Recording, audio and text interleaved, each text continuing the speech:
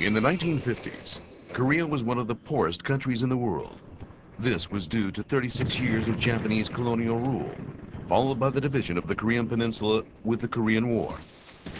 Korea is now the 11th largest economy in the world and an information technology powerhouse. Indeed, Korea has accomplished one of the most astounding developments in the world. What is the driving force behind this spectacular growth?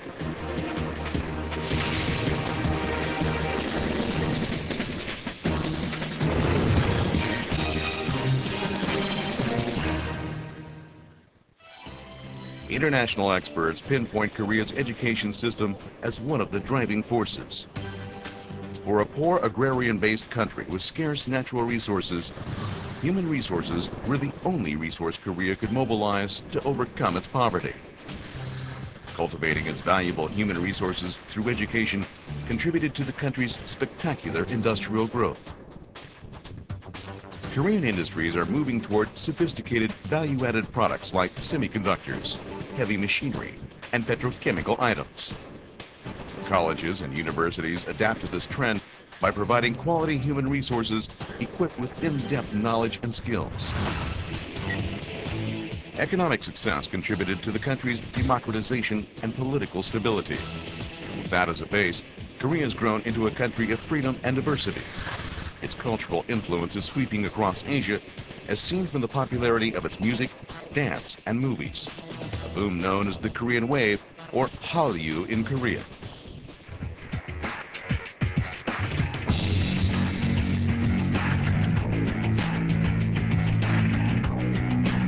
Primary and secondary school education are already universalized, with more than 82% of high school graduates going on to receive higher education.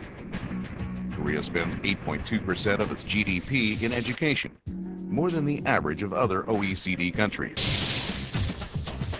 Korea's R&D expenditures have shown a sharp increase, reaching almost 2.9% of GDP in 2004.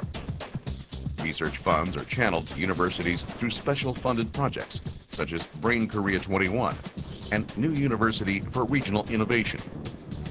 As a result, the number of research papers in the Science Citation Index of Korea has increased remarkably.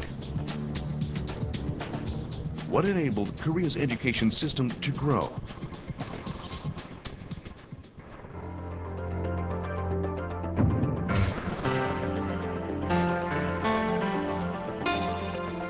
First, Koreans view education as the most important factor for the individual and society, perception deeply rooted in the traditional Confucian culture.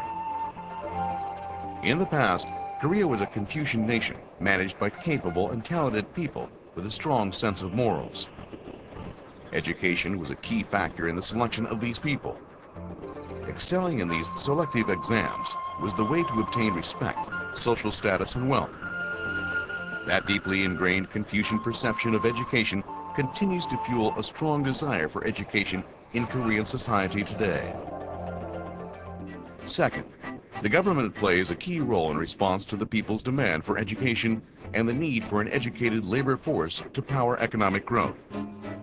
The government gives top priority to education. They implemented a public educational system for everyone, including girls. The government financed this huge educational expenditure through various national tax revenues.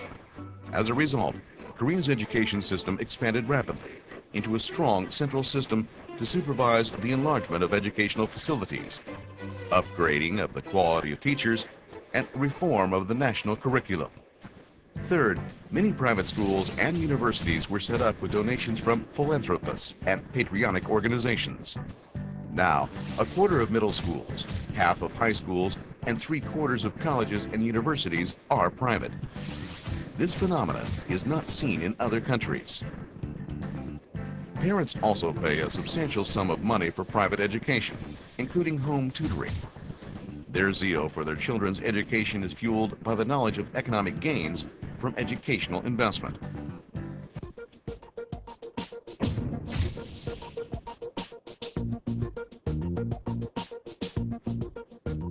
However, this rapid development gave rise to some serious problems. There are concerns over the quality of the returns from the huge educational and human resource investment.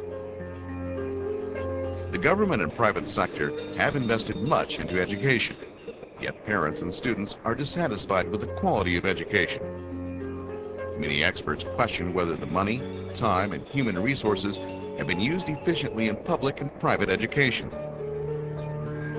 Moreover, as Korean industry has become highly sophisticated, the quantity and quality mismatch between the human resource supply and demand is becoming more apparent. Collaboration between universities and industries is scarce. Employers are generally complaining on the quality of college and university students. Also, there is concern on the oversupply of academic degrees in the labor market. Recently, local universities have had difficulty in recruiting due to the shrinking student population caused by demographic changes. On the other hand, more people are needed for the so-called 3D jobs, difficult, dangerous, and dirty jobs, while youth unemployment is rising.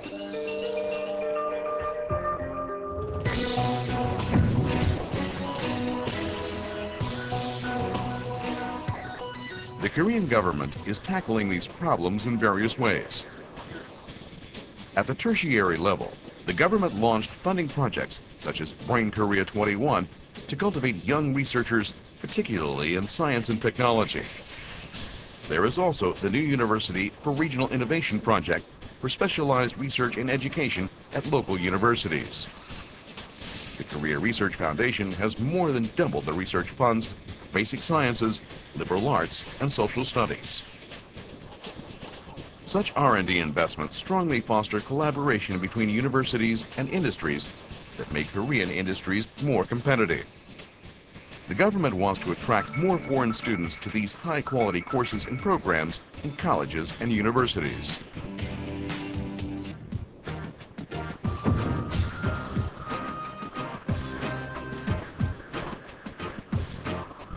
Over the past 50 years, Korean education has developed remarkably, kept abreast of economic and social changes. In the course of development, it strove hard to respond to the emerging problems at each stage. The world is now taking note of Korea's achievements, challenges, and responses. A lesson from Korean educational achievement is the changing role of the government at different developmental stages.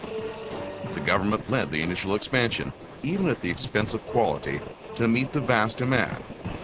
Then, they focused on quality upgrades, deregulation, and coordination. It is important for the government to foresee impending problems, provide resources, design systems, and facilitate private initiatives. Korea is now ready to share the knowledge and experiences of its educational development with the world. Koreans are also eager to learn from others' best practices in order to meet the challenges to education in the 21st century.